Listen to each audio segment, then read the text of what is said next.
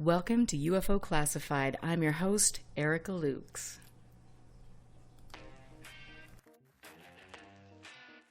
I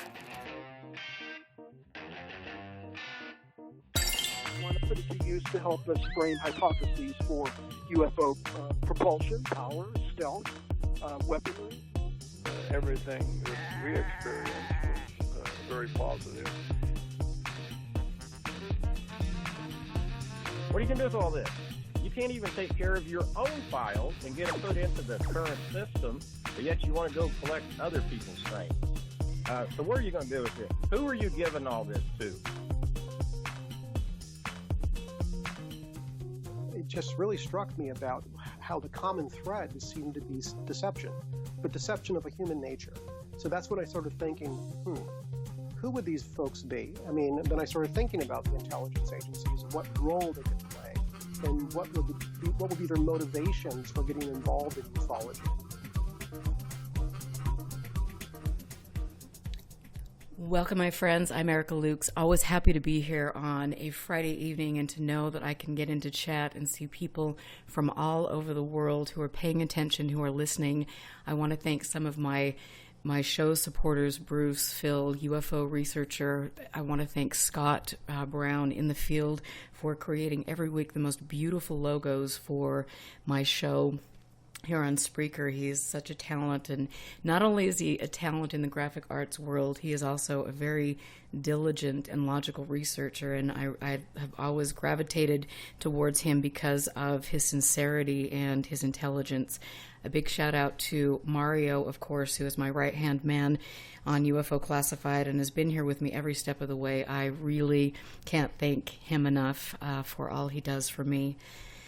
So, as you all know, I have recently acquired an amazing collection, the Andropha Files, and I have been busy every moment of every day looking through the files, organizing them, recording some of the video interviews that she had. In fact, during the break tonight, we're actually going to be hearing a portion of one of those interviews with Anne and with Richard Hall. So this is going to, from NICAP, this is going to be really cool for you.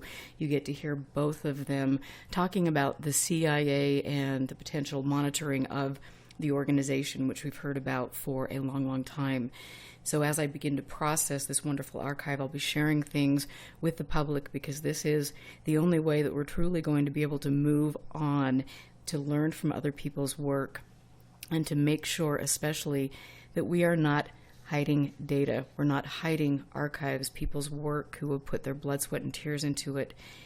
As I always mention on my show, this is very important to me, unfortunately what we have seen decade after decade is a very concerted effort to sweep up the data, and whether it's because you have somebody that wants to be king of the hill sitting on the data and clearly that might need to get a big truck or I don't know what, go to counseling, do something like that. You've got people like that, and you've also got the fact that there are government, agencies or players or private organizations that are involved that want to collect the data and to continue to create this facade of nonsense. And that is really what we see, and it is unfortunate. So it is my goal every week to do my homework and to help each of you see through this. We have to do it together. So when I'm harping on specific organizations or specific researchers, quote-unquote researchers, or celebrities in the field, it is for very good reason. It is because they are part of the problem.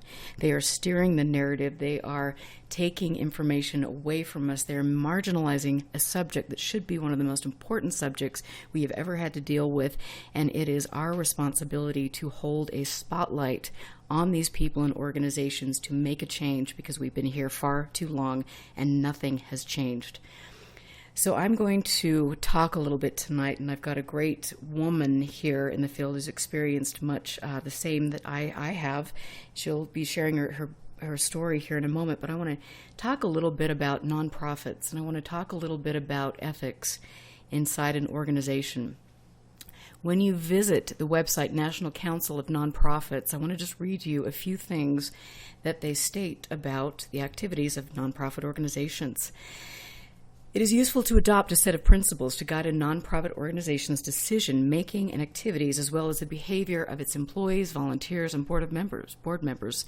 These principles could be called a code of ethics, but they might be called the nonprofit's statement of values or code of conduct or something else. The purpose of adopting such a statement formally is to provide volunteers, employees, board members the guidelines for making ethical choices to ensure that there's accountability for choices. When board members of a charitable nonprofit adopt a code of ethics, they are expressing their commitment to ethical behavior. Such a commitment goes a long way to earning the public's trust, honesty, integrity, transparency, confidentiality. That's a big one. Guess Mufon forgot about that one. And equity are examples of values that are typically expressed in charitable nonprofits' code of ethics. But there may be other values as well that are very important to a nonprofit. It also further goes on to state it helps when you're acquiring, if you have this code of ethics statement, to attract talented employees, recruit board members, retain donors, and ensure that the transactions are aligned with the value of the organization. That we could go all sorts of places with that one. Many organizations post their statement of values of codes on their website to be fully transparent and to demonstrate their organization's commitment to accountability. Nonprofits often engage with clients and consumers in ways that touch on confidential matters. So adopting a confidentiality policy demonstrates a nonprofit's commitment to protect the confidentiality of those and maintain the trust of those who it serves. Well, okay. I'm really glad that we could read that and I could put that forward. So here we go. We have an organization that for 50 years has supposedly, and I'm going to read this from Clifford Clift. This was a letter that he sent out to some of the people, and this is what it says. It says, 60 plus years of attempts to explain UFOs away or to limit inquiry about them has failed miserably. Other organizations have come and gone without bringing closure to this mystery, but MUFON is still working hard thanks to its excellent volunteer membership. We're really pleased to have your support. As you know, the Mufon Mission is, quote-unquote, the scientific study of UFOs for the benefit of mankind. Our goals are, 1, to investigate UFO sightings and collect the data in the Mufon database for use by researchers worldwide. Number 2, to promote research on UFOs to discover the true nature of the phenomenon with an eye towards scientific breakthroughs and improving life on the planet. And number 3, educate the public on the UFO phenomenon and its potential impact on society. Well, in case I've missed something over the past few decades, I'm kind of thinking, that's so far from the truth, it's not even funny. But instead, we have an organization who has been, by multiple accounts, they have allegedly, over the decades, been hiding data.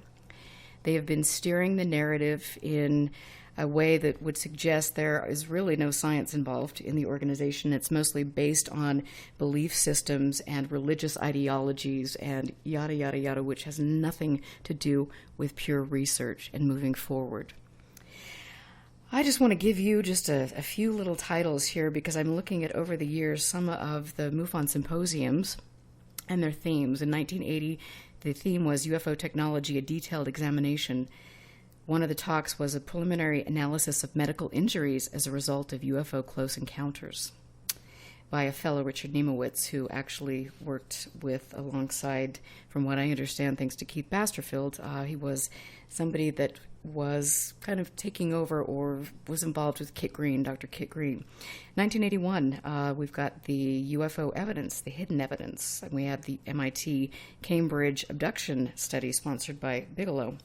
And then African Encounters case investigations. And then another talk, faith theories and UFOs. So we got to throw the religious aspect in. And then 1982, Predicting UFO Events and Experiences by Michael Persinger. You ought to look into him. He's the fellow that came up with the God helmet. Interesting. And then we've also got Radiation Sickness Caused by UFOs, a talk by John Schuessler. And so we've got things, UFO interference in vehicles, tribal reactions to UFOs in Africa, I think that could be worth looking at. Could there be some sort of psychological operation there? Could this be relating to, I mean, why are we talking about medical injuries, radiation, yada, yada, yada. So anyway, there it goes on and on and on. But what we're seeing again is there is nothing has come forward. Point me in one direction where MUFON has made a breakthrough. You can't, because they haven't. So with that little spiel tonight, it's a little bit longer than usual. I am very happy to bring Sue Gerberding for tonight on the show, because she is, Phil Leach, who's been on my show many times, has told me about Sue, and I've been meaning to get her on the show, and tonight is the night, and I feel like everything happens in a specific time and for a reason. She has been a little hesitant to come forward because it's not an easy thing to do, and it doesn't come without consequence, but luckily Sue and Phil and myself and all the people who are listening understand that there is something that needs to be exposed, and I am grateful for her courage in coming forward. She had a wonderful career in MUFON. She held the position of a Michigan field investigator. She was the deputy director for the CAG Case Assistance Group nationally. She was the case review team nationally, and director of the international CRT. She was a CAG field investigator internationally. She also has a background in business and security. She has a BS in criminal justice, psychology, and an MA degree in religious studies. So what a wonderful background. And I know from everything that I've heard, Sue, I mean, welcome to the show. From everything that I've heard you have done and seen, because you've sent me some of your things, you have done an exceptional job in this organization. It was really a sad thing for them to lose a person like you. Thanks, Erica. Thanks for having me on the show. Since last December, I have not really had much contact with ufology, and except for listening to your show, because there's always more to learn. So I appreciate this chance for me to be able to share some of my experience. It was a sad thing for me too, as I evolved through MUFON, because I was very excited about it in the beginning. I thought this organization was something that could help me with some experiences I had had, and I really got into it and really believed in it. But the longer I was there, the more questions kept coming up, and it was a little bit difficult to stay. Right. And hang on one second, because we are having some difficulty. Of course, it wouldn't be a moment without having some difficulty when I'm involved with this. So just give me 1 second, because I'm going to figure this out. I thought I had everything dialed up. But thank you to my audience again for being so fabulous when it comes to helping me get all of this together. So we're going to try this and see how this works. And so, Sue, and I'm still not seeing you on this, and so keep talking, and let's see if we can get this figured out really quickly. I just turned my volume up a bit. Hope that would help. Okay, can you talk? Keep talking. Sure. Yes. Great. I can keep talking. Keep talking. Sing a song. Hey. Sing a song? No, that's beyond the Call of Duty, and would not be good for your listeners. Oh, come on now. Hey, I have to say, I did have Robert Schaefer on the show singing opera. So if you can do it, you could do it. I know. I'll have to let you listen. I'll send you the link to that. But anyway, so yeah. I'm sorry that again, there's a little thing, and this goes to show that next time my honey, Chris Marks, who's sitting next to me, will be doing the audio instead of just sitting here like, oh my Lord, what's my wife doing tonight? Yeah. But anyway. Have we got this resolved yet? Yes, we are resolved. Okay. We are good. There we Awesome. So you came into MUFON, and I want to find out, before we dig into the details about MUFON, what specifically, tell us about about you. Why did you decide that you wanted to get into this? What sparked your interest? Okay, I have actually I'd never heard of MUFON and had anything to do with ufology at all before 2015. And at that time, I've been a lifelong amateur astronomer, always fascinated with the universe and telescopes and binoculars. And I had been outside doing my usual looking at different objects in the summer of 2015 when a couple of the stars started to move, and that just shook me to my core, so I went through everything technical I knew and checked my equipment, checked my eyes, and uh, after 2 years of observing occasionally these star-like objects that would move, and I'm not talking little movements, 10 to 15, 20 degrees across the sky, or even transverse one horizon to another. I decided I needed help with it, and so I went on the internet, and I see Mufon. There's, since '69, this must be a great organization. I know nothing about this, but this isn't supposed to be happening, and I ruled out all the man-made things I think it could be, much less all the things in the sky, and so I contacted MUFON and I reported. Long story short, 6 reports about with photos. Well, actually, the photos came later, but reports on these objects. I wanted some help, and I never heard from them. And so finally, I tried to get a hold of MUFON, and they referred me to the state director. And I said, what's going on and everything. And it turned out, my cases weren't really investigated. They were sitting there, or they were all blown off as identified without identifying what it was. And so I said, I'm going to become an investigator. I need to know this because these things are still out there. They're part of my experience, and I want to understand them.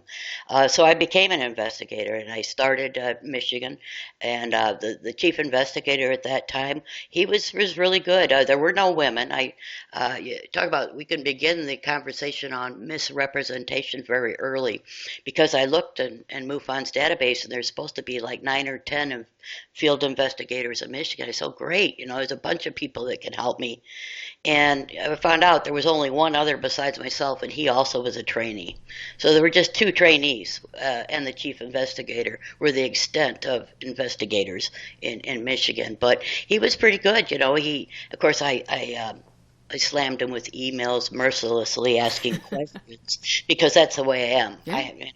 And so he trained me quite well. I think that his training actually helped me when I got to the national and international levels. It helped me progress quite quickly. He did something really cool for me. Once he wanted to get together, because we all lived across the state, and so this chief investigator, myself, and the other trainee got together and had a bonfire, and we're just talking and sharing equipment and stuff. And he even brought his wife along, who has no interest whatsoever in ufology, just so I felt comfortable as a woman, Oh, that's nice. And yeah, I got to give him kudos for that, because the rest of the story doesn't give him many kudos. But he tried to make me feel comfortable. Over a period of time, I did cases for about a year in Michigan. I think I did 92 cases my first year. I tried to crank them out because they needed help, learned a lot.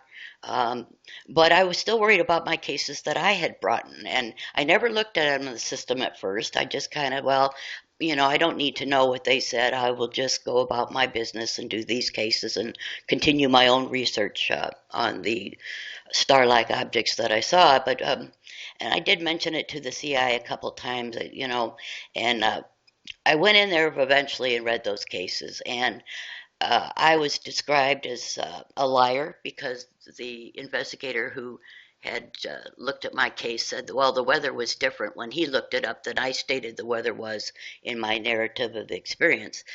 They went on with less flattering things in some of the other cases, indicated I must be psychotic and blah, blah, blah, and really just for no reason dogging me into the ground just because of my report. And I'm sorry to stop you here, but so it was put in your report on a database that we know isn't secure, and yes. Even if it was secure, which is, we'll talk about that later, there's still how many other people that have access to see that report?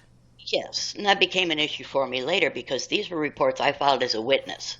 Right. So as a witness, I got no response from MUFON when I filed them. When I reached out, I got no response or comment on them.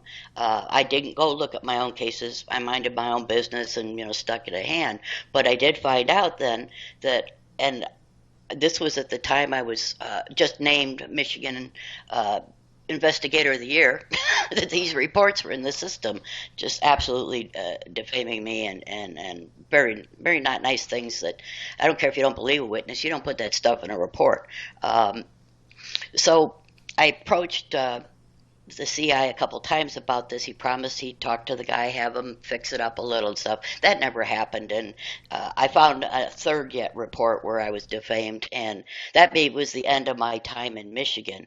And I had CC'd on my emails confronting the investigators. Actually, I was doing cases for Illinois as well, and this was an Illinois case, and another separate investigator who didn't even know me had said things about me as a witness, and I had CC'd Chase Kletsky, was the director of investigation for the organization at that time, and she jumped in and put an end to it, and she pulled me out of Michigan and put me into national, and that's how I quickly got to national. So I don't know the details with enough accuracy to describe the fallout that happened after that, but I suspect it was not good because these people in Michigan will no longer talk to me, and I'm pretty much, I think, not welcome at their meetings.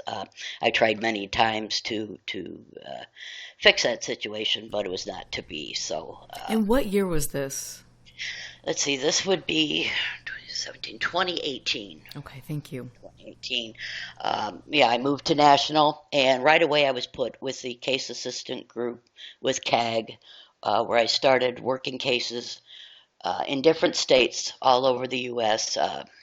For the guy who was the director of CAG at the time. So, and that was going well. It was fun. I got my exposure to a lot of different states, a lot of different cases. My CAG experience was pretty good. There were at least 4 cases that I consider notable that I did there, that I had relationship with my witnesses after the fact, and still could talk, without having to look up the report. I can talk in good detail. Obviously, this is not the place to do that, but this is where I learned to care about witnesses a lot. And one of the things that bothered me in Michigan, I don't know exactly which MUFON person I got this from, but, I was kind of led to believe that I could tell my witnesses when I interviewed them in Michigan that anything they said, not only is it confidential, but that we have this database and it separates your private information, your contact information from your case information, and future researchers could go on and on and on and on. Yeah. And I found every one of these things ultimately to be false. But that's down the road a bit here. So it was great in CAG because let me talk about, if I may, for witnesses for a minute before I leave even myself as witnesses. And I think even before I say that, I want to stress, I'm just sharing my experiences as they happen. I do not consider myself any kind of authority whatsoever. I'm actually rather new to ufology, as I've just mentioned.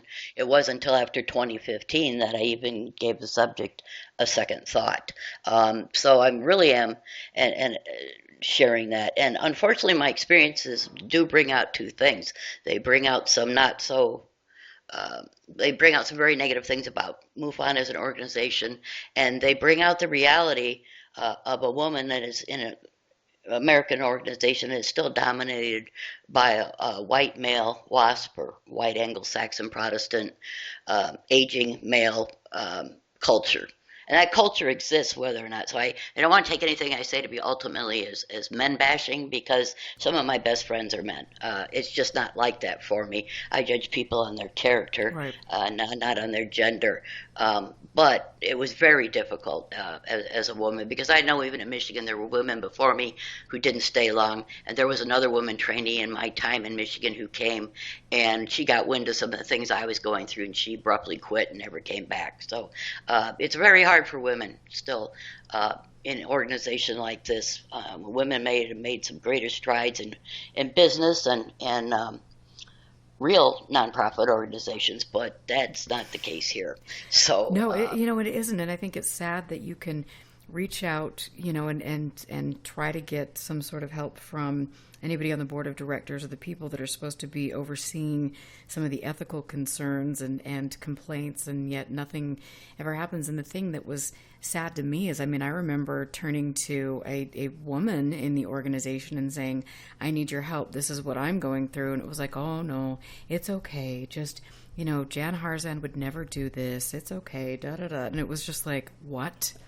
It was just a mind-numbing experience, and it's an experience that we shouldn't have to have in a field where we're dedicating our own money, our own time, and potentially, hurting our professional relationships because we're dealing with a fringe subject. But you feel me, Yes, indeed, and yes, there is plenty of time and money that comes out of anyone who volunteers in the organization, because there is never anything coming back, certainly no money, and not even any recognition of what's done, because that's really investigating the cases, or as Chase would correctly state, citing reports, investigating. There's no recognition, because that is not the main agenda, I believe. But back to the witnesses, if I may. I've had a lot of what I consider quality witnesses. We all joke, yes, there's a certain amount of mental illness within the greater interest of ufology, and we deal with that. I think that's true in just about anywhere you go. But I've had cases where I had 2 mayors of towns that were witnesses. I've had many military witnesses, 2 of which had childhood abductions, and gave me a chance to learn a little bit about military abductions, or as they're called, my labs. And I've had some just really good, upstanding people who had experiences that they didn't know where to go to share it, and they were obviously upset by it. Whether you give immediate value to their case or not, they needed a place to go. Because this isn't the kind of thing you could show up at work and say, hey, I think I saw a UFO last night. MUFON's potential to be a great place for witnesses was, the potential is outstanding. However, what I saw happening was not care for the witness. But I tried my best, because I respected these people that took the time to suffer through the emotions, to suffer through their story. And even though I had a lot of what I called crap cases, I had some very good cases as well with very respectable people. And it's a shame that these kind of people are learning that, we don't have a place to go anymore. And I think with the loss of the number of investigators that's happened, it must be very difficult, because there is a tendency to no longer even involve the witness in the so-called investigation. It's just rubber stamping the sighting report. Which honestly, that might be for the best. I hate to say that. Yes, it is. It's, when you look at what happened, to you, when you look at what happened with, I know that there were specific reports that Phil Leach has spoken about on the show where personal information like prescription medication was entered into the database, which is like, I am not sure what that violates, but I'm sure that there are some, legal repercussions to that. And then you throw in the fact that you have, the John Carpenter affair where he sold to Bigelow the abduction cases, and allegedly the people, and there were other allegations as well, which I'll go into on a different show. But then the fact that Bigelow bought the whole database, and again, I don't think you or I, when we decided to enter a case into the database, ever thought that our personal information like that would be bought and sold to somebody, especially somebody now that we know that doesn't necessarily have the interest for the greater good in mind. Yes, definitely. And even beyond that, that data is not even private within MUFON. I know they've made some changes now to try and work towards that. But, I've had it happen in my own cases where someone, went in and changed everything. It changed it. So, I have copies of all the work I did and all the reports I've done, because I knew not only was the information subject to being bought and sold. But anyone at MUFON could take it, look at, change it. I mean, for some of the witnesses I described, that could be life-changing circumstances could be in their path from having their statements revealed or any information, right. Even just the fact that they made such a sighting report. And it really infuriates me. Matter of fact, one of the things that I'm not surprised that would happen, and I wouldn't have anything doing, I mean, I was, as you mentioned in the opening, I was a little nervous. MUFON likes to go around and threaten people to sue them. That's their MO. The only language they know is apparently legal. Anyways, but let me just state this. I was never under any kind of signed agreement in my time there. I left MUFON for a short time last fall and was concentrating on working with Phil's group, Euphoria, a UFO reporting agency where I was the chief operating officer. And we went for a while, and there was a time I missed some international cases and wanted to come back, and I contacted MUFON. I said I'd only been out, a couple months, and wanted to be an active FI and to help with international caseload. And the director of international said, well, here, I'm going to send you this NDA. I want you to sign it, and then we'll talk, then we'll get it going.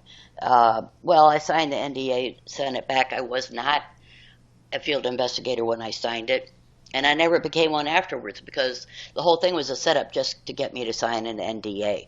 I've never worked for them afterwards. They did, and they didn't even respond. And I finally called them and said, "Well, if you want to come back, you can, but you can't come back at national or international. You'll have to go back and start over as a Michigan FI," which they were aware that my bridges were burned in Michigan, probably, because of everything that happened there. And so it was the equivalent of, ousting me from there. And I was looking, I tell you what, if you can bear with, listeners can bear with me, you would think a confidentiality agreement would stress things that we talked about, the witnesses, the data about the case. But here they make a real big whole paragraph that says, I will not hold them out to the public I will hold them in the most favorable light, and I will not denigrate, criticize, disparage, degrade, belittle, malign, or vilify MUFON publicly in any way. I thought, geez, this is an 8th grader writing a, anti-bully statement, because this is where your priorities are, Wow. So first of all, I consider this not to be a valid NDA. And, I come from a long line of lawyers in my family. I even went to law school for a while myself. And these are just the same scare tactics that I've encountered in South America. We'll get to that later. But first of all, the definition of a frivolous lawsuit in any court of law is, a nonprofit organization bringing a case because of infighting. Actually, I've seen such a case thrown out, and the judge said, "Go solve your own problems." The justice system does not have time to deal with this kind of crap, and it's so true. But the other thing, when I was thinking, was with my witnesses, is go ahead and push my buttons, because I still have all the contact information for over 1,000 witnesses, and 500 of which I gave promises of trust to, and I think a good class action lawsuit, for the release and sell of their personal information might be of more interest in a court of law. So, anyways, absolutely. I mean, and that's the thing. I'm surprised that hasn't really happened, and maybe it's because witnesses feel, again, if they're going public with stuff like this, it's going to be even more damage than their initial loss of their privacy with regard to this. But I think there's so many different things that could be brought up in this that I find it absolutely preposterous that the current executive director, Mr. Mile High Club, is actually threatening to sue people for slander. That could be interesting. Yeah, well, one of the things that I have not been able to figure out, since I have come to the conclusion for myself through my experience, is that the organization does not care about its investigators, anyone under the national or international level, and it apparently doesn't care about ufology and the way that the cases are treated. You know, I had when I was doing international CAG at the end, I had a witness from Antarctica, and was back home in the States. And that was a historic case. But he had something happen back here in the States in another state, and he contacted me, and there was a possibility of evidence on the ground. And, you know, we take that lightly because we all know evidence is like needle in a haystack when it comes to ufology. But I trusted the guy. I'd worked with him before. So I called up the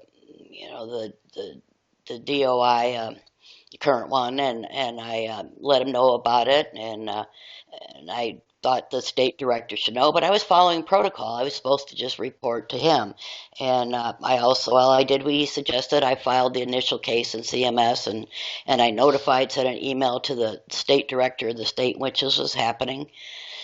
Didn't hear anything more. Well, I did my part and went on my business. And 90 days later, the state calls me up and says, "Are you going to do this case?" I said, "What?" You know, I mean, this, there is no interest in, and that's not the first and only example of possible evidence out there. And you know, there is even the cases themselves, as far as statistics, have no meaning because, you know, there's a certain amount of unknown cases that Jan was always looking for in order to prove that, you know, MUFON's out there doing something and to have donations come in. They used to want that to be around 30-40%, which is ridiculous. I kept stats on all the cases I did. I used science and gave objects an identified determination when I identified what the man-made or the natural cause of it was, and I was pretty critical. And I tell you, I did 1,510 cases for them, and in 2019, my average for giving a determination of unknown was only in 13% of my cases. And that's only because I probably couldn't identify it. It's not because 13% of my cases were a possible UFO. So the manipulation of statistics, the manipulation of the data with the case or the personal contact information, not caring when there actually might be a case. So I thought to ask myself, what is their agenda then? If they're not interested in ufology, they were not interested in any of my sightings or any of the documentation. When I became more learned, I sent that, didn't even get a response from anybody. So I thought, what are they here for? You know, you and I have talked before, Erica, about, you know, if you go to the website, you know, there's a science review board. It doesn't exist anymore. They all left a few years ago. There's a scuba diving team. It's never been deployed. Star Team, which I was given the title of Star Team. I was given the title when it didn't exist. It still doesn't exist. There are just endless examples of this just being a front for something. It's not real. There's nothing behind it. I mean, anybody can get a, well, apparently not anybody, because MUFON did not copyright their own name, the MUFON name, until a year ago. They didn't own the copyright, but most anybody would be able to, you know, get an organization name, copyright, get a domain name, set up a website, and put up a pseudo company. And I hate to be that harsh, but the further I went within the organization, the more this is what I see. And when this recent event happened with Jan, you know, everyone was hoping it would change. And yes, there were some things Jan did that could have been changed. But in my opinion, the guys that are still left at the top, everyone above the state level, I call them the four horsemen, but it's really two horsemen and two jackasses. But you know, that's what is behind everything. And what is their agenda? Because it's not ufology. So. Well, and you just made me laugh for the rest of the weekend. Thank you so much, because it really, I mean, that about sums it up. And it's like, and that's the thing. I think for some of us, I'm looking here in chat, who we've been involved in MUFON. We were curious. We paid our dues. We, you know, committed our time, and then all of us began asking questions. You know, it's like, here you've got an incredible case, and yet that case is being undermined by the executive director or the high-ups in Mufon. I mean, all the credible cases seem to disappear into the cracks of Lord knows where. And then you have, you had somebody who was in the communications department, head of the Mufon Journal, that was writing, just fluff pieces on. It was like it's like a circus. And if this, like you say, if this is the best that they have after 50 plus years, then you know that there is an ulterior motive to the organization, and it has nothing to do with benefiting mankind. Of course, we don't have, humankind maybe would be a better approach, but that's neither here nor there, I suppose. But so it is really, really curious, and people have to understand that when you and I or Phil or some of the other people are talking about this and calling this to attention time after time, it's not because we are quote-unquote drama queens. It's not because, we're trying to stir up trouble. We're trying to make a change. And some of the other people in ufology who are making money off of speaking at their symposiums and things don't have the integrity to stand up and say, you know what, I refuse to speak for this organization. After the racist comments, after the, A, B, C, and D, and I think it'll be really telling to see who is on the lineup to speak at next year's symposium, because that right there will say to me, no credibility at all. Yes, and you did start with their mission statement in the beginning, that scientific, for the benefit of, those words just about choke me. Obviously, it's not for the benefit, I believe, of any of a small group. But the scientific thing too, back to the stats I mentioned, plasma orbs is one thing that there's been a lot of science done on. And I was able to even find some scholarly journals that had researched how our Earth, seismic activity, can generate plasma. And, there was enough evidence there. It may not be a direct correlation between, okay, there's seismic activity in the area, plasma orbs are generated, but it was darn close. And it was close enough, and when I wrote my reports, I backed it with all the information I had in journals, and in about 85% of my plasma orb cases, I was able to correlate very narrow selection of using time and miles from the event to correlate seismic activity with that event. And I routinely call them IFO, identified flying objects. MUFON's mandate is that a plasma orb must be counted as an extraterrestrial UFO, Let's just talk about this for a second. Well, they have two classifications for something that's not identified, and there are two unknown classifications. Unknown UAV as aerial vehicle, and unknown other. And they want plasma orbs, they're supposed to go in unknown other. Now this bumps up all of the stats that especially Jan would depend. He was a stat guy, he would depend on those to generate funds, and I just wouldn't do it, So as I'm speaking, someone's probably going to go back now and change all my determinations on all my orb cases, because orbs are just next to birds. They're the most common identification of something. There are orbs all over the place. I would find orbs coming out of Puerto Rico is lots of seismic activity that regularly generate orbs, and they are capable of moving great distances up the East Coast. Had many cases like in the Baltimore area, and was able to, with photography and with seismic data, identify these. But nonetheless, my point is, I would not put those down as, to be used in extraterrestrial data, because they were not. It was simple science. So I have a real problem, because I did come from a scientific background, at least in some college courses and my own hobbies, and I still educate myself in science best I'm able. But, for them to use that word is just laughable, because everything that's set in statistics is set to generate income. It's just not about ufology.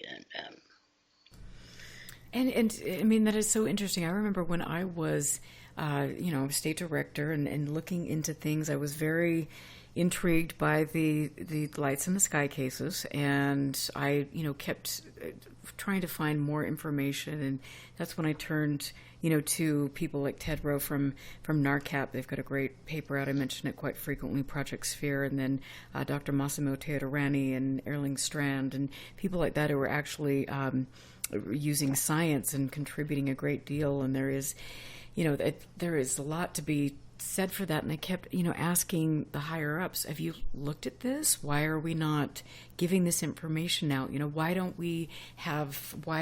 the people in charge of education or the scientific review board, why aren't they sending out information on current research? And it was just nothing. And yeah, like you say, at the end of the day, you just sit there and go, what is going on? Either a handful of people are making a lot of money and this is some sort of Ponzi scheme, or there's a need to control the narrative by the powers that be. What is it? But at the end of the day, it's nothing that is benefiting anybody.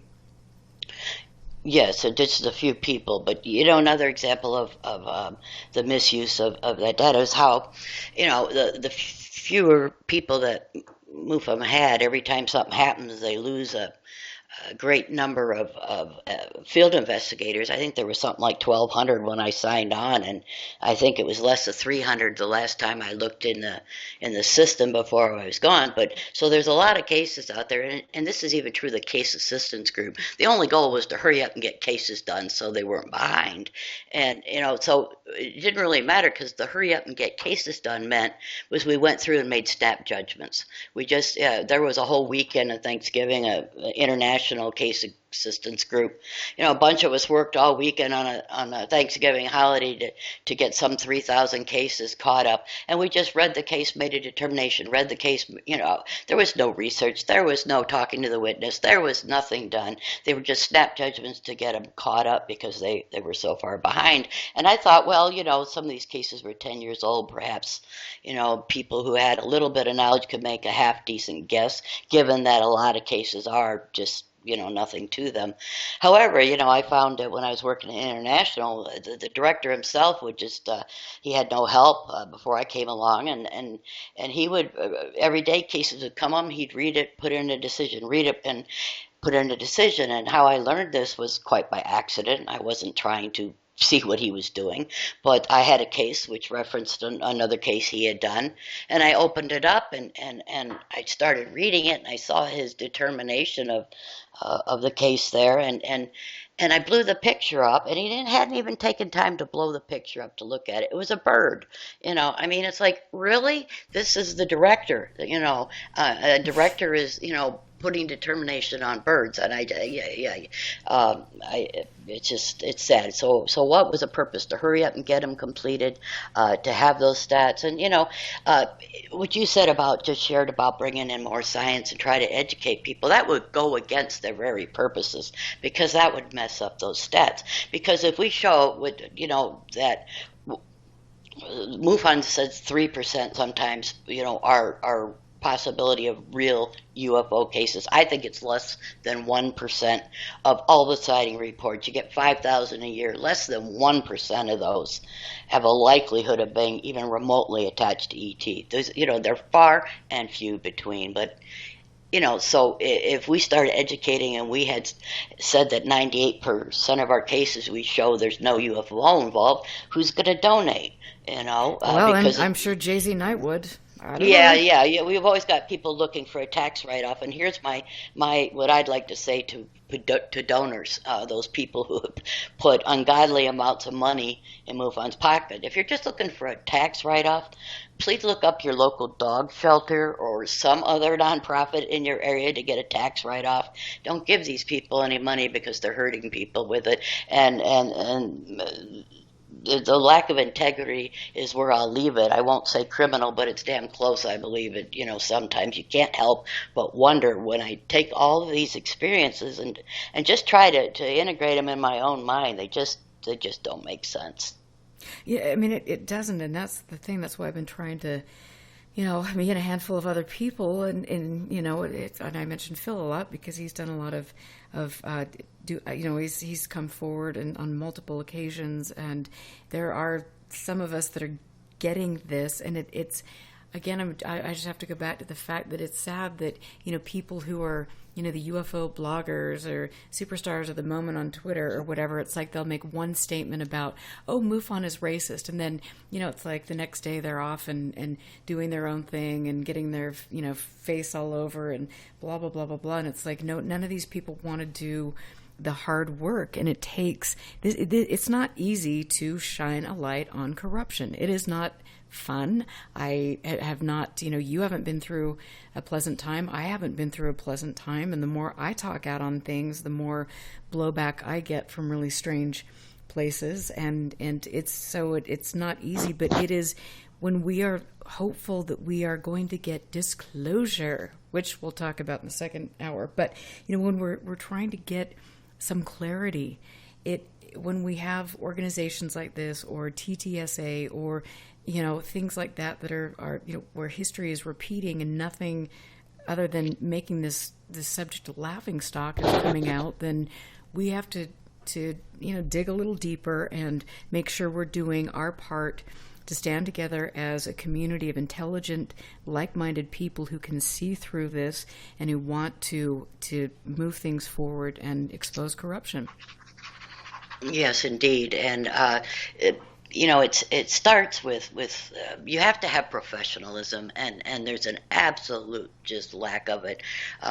You have to have professionalism at all levels if you want the respect of the public, especially if you're in ufology, because there are some cultural taints, with being associated with it. If you cannot be professional, treat other people professionally with respect, have some integrity, you just won't get anything going. Something you just said reminded me. You mentioned about the better cases. That was just so frustrating when I became more experienced and wanted better cases. Like you said, you had discussed this with Phil. Phil invited me to be a specialist on his national case review team, and the nature of that group was to watch all incoming cases to Mufon, to get a jump on them, contact state directors and other people to say, hey, possibility of a good case here. We need to not let it sit in the system. We need to get on it. And I watched the incoming cases for more than a year, round the clock, and was very aware of what was coming in. And then what we stumbled across, matter of fact, the witness I stumbled across the case that you had mentioned about the prescriptions the witness was on. I stumbled across that coming in my work for this group. But what we found out was sometimes a case would appear, and we'd go a few hours later the next day to try and go back and write up and get our contact going to the state director, and the case was gone. And this happened more than once. So where'd the case go? Now, we all knew that there are certain filters in the system to take out crack cases, to take out things with swear words, et cetera, et cetera. But nobody could find these cases, and it was a good case. And this happened to myself, and it happened to another specialist on the team. And long story short with that is what I discovered in my time in the organization is the very best of cases. There's not many, but they never make it into that CMS, the central management system, at all. They are kept elsewhere and worked elsewhere, and they're hidden from the own investigators in MUFON. Now, that to me is just crazy. I can understand if you have a particular witness that needs protection, etc., but to withhold the real deal and just use all these people to generate paperwork, to generate stats for your income, when I saw that's when I lost my desire to investigate anymore. And that is so sad. And this is something that Elaine Douglas, who used to be the former MUFON state director, she was actively pursuing. And there are plenty of files that were that I was lucky enough to get, even though most of the good MUFON stuff was swept up by certain people in MUFON, but there was enough there to show these exchanges, these email exchanges between people in the organization, Terry Groff, people who were in charge of the database, where she and a handful of other people were asking, where are these important cases going? And there was this, again, stonewalling, or the MUFON sidestep, where they say they actually throw things back in your face and accuse you of things and then run you out of the organization because you're asking questions that most normal people with a brain should be asking. And it's like, yeah, where are these cases? And, when I was there, it alarmed me that, you've got this elite group of people, and they could go in and take the best case in your own state and not even inform you about it as a state director. Mm-hmm. And I mean that, stuff like that, it's like, what is this about? I mean, it's game playing, and you have to wonder, with the best cases, are they going, I mean, where are they going? Is this going to, somebody involved in, like a government contractor, somebody like Robert Bigelow, somebody, there's so many questions, but this should be very alarming to people. And I have to say that there comes a point when there's so many questions and so many things that have taken place with regard to MUFON and its integrity that at some point you have to just say, I can no longer be associated with this organization because there are too many problems, and this taints the subject and potentially exposes my witnesses to some very serious problems down the road. Yes, indeed, you're absolutely correct on all of that, and I don't have any answers as to all my questions and queries about, well, who's benefiting, who's doing this, who's doing that. I certainly don't have those answers, but I know I saw enough for myself that I just could no longer to work within the group because for fear of the witness or consequences to myself, as I'd like to take just a second before I forget, and I don't want to get up on the woman thing again, but it's true. I want to take a moment to share my experience, which I know is a little different than most people's when it comes to Chase Kletsky. As I mentioned, she did pull me out of Michigan, and I will be forever grateful for her for that. Because I was going to go nowhere there. The cases that I was getting in Michigan weren't even the best ones, even though they only had like a couple of us. There was a guy who used to be an FI in Michigan who's now who's an FI in Indiana, and when he went to Indiana, he continued to get some Michigan cases, and that didn't make me too happy either because it didn't take me long to figure out he was getting all the best cases. And he was also one of the guys who accused me of my whole narrative was a lie because I lied about the weather. Well, so I checked on this guy. I said, he's supposed to be a good guy, and I looked at all the cases that he had done. I took all his determinations and I broke them down. There's one of three, basically, determinations you get in a case.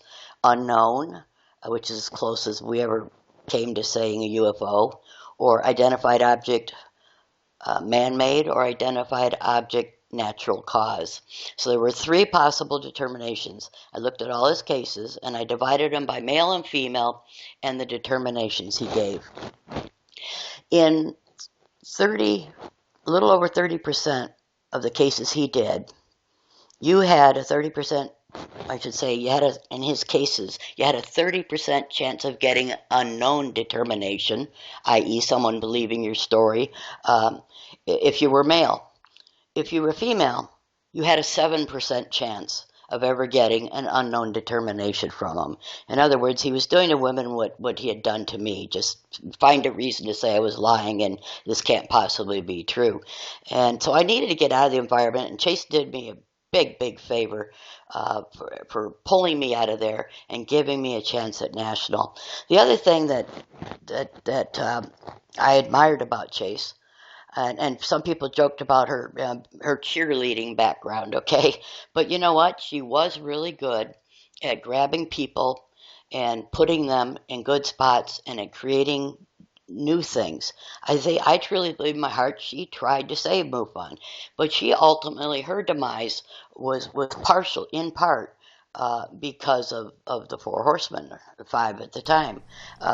and that we'll get to it a little bit when I want to talk about some more of my international experience. But everybody's got their faults, and all I want to say is, in my heart, Chase ain't all bad. She tried in her own way. That's she good tried to know, in, because I have a very different opinion of her I know because you of do, what she and I has know done some other friends to do me. that I have. But that's good, though. I'm sure everybody is my, good. Yeah, I mean. Yeah, my experience with her was good. And one of the last things she was doing before she was fired, asked to leave, was she was working on a new state director's handbook. And she worked on it, not personally, but with a committee of, I can't remember, 6 or 8 women who were all state directors from different states, and try to revise it and get some of the archaic language out and put it on a new ground. And they did that. The group completed it after she was gone, and they submitted it. And one of the 4 horsemen simply ignored it, shredded it, and just made a few changes to the existing one and put more language in protecting Mufon legally. So, she tried, but all women are up with whether you like the particular individual or not, all women are really got a hard way to go within the organization. They do, and that's definitely why women should be supportive of each other and not try to tear other women down, which unfortunately, you have that kind of stuff that takes place. And like I said, we all have our own experiences with people, and I'm glad that you had a positive experience with her. That's good. And so we're going to get ready to take a break, and I want to just again thank everybody for tuning in and spreading the word about UFO Classified. I'm here every week. I do this through the graciousness of people that support my work, and I'm also really moving forward on the archives and have one of the best in the United States now, I'm proud to say. And it is a place where I want people to learn, and I'm open to having people come visit and really make sure that work is preserved. And you can go to UFOclassified.com to contribute to my work and to help keep the show on the air and to help keep the archive alive and well.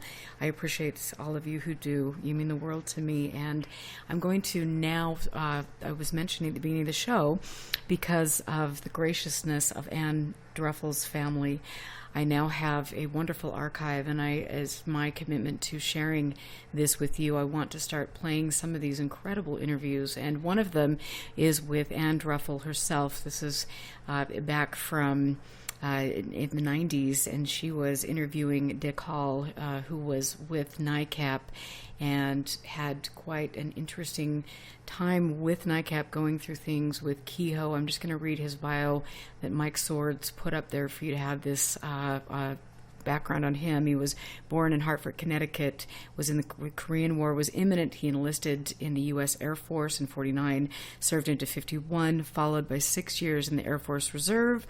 He returned to civilian life, and he enrolled at Tulane University. After Kehoe took NICAP from T. Townsend Brown, he needed to put the organization on a well-organized foundation. And then a man named Lee Munswick was invaluable to Kehoe. He came in, and at that time, Dick Hall had been editing a newsletter, UFOs, a Critical Bulletin, with Brazilian ufologist J. Escobar Faria came to his attention. Dick moved to D.C. to infuse the NICAP office with professionalism and tough analytical evaluations.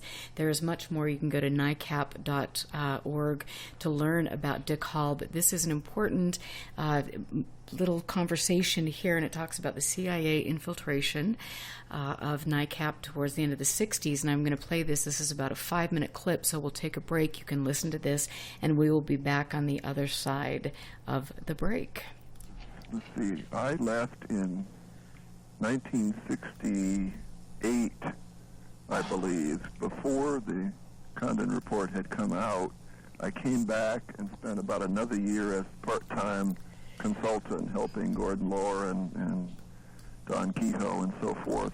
Yes. For about another year into, I think from July 1969 to July 70. Mm-hmm. Now, during that period, I don't know that there's anything, that's all I can speak from direct experience. Mm-hmm. And I don't recall any incidents of phone tapping. We always suspected that sort of thing was going on. Mm-hmm. I mean, that was sort of assumed. But I don't recall any special thing about that at that time. There was one story about, I don't know if it was you and Kehoe or Kehoe and somebody else, and a voice broke into the conversation saying, Major Quintanilla, this is Kehoe's outfit. You know, and then there was a buzz and a click. I never heard that one. You never heard that one? No, but there was an incident when Major Kehoe and Frank Edwards hooked up some story to talk about. They talked about it, just made it up, and it came back by way of feedback from somebody, so they obviously were being tapped at that time. And I do remember one incident of talking on the phone where a voice in the background said something like, "This is Air Force 237. Oh, yes. Yes. I experienced that one personally. You did? Yeah. But, no, I don't recall this other one.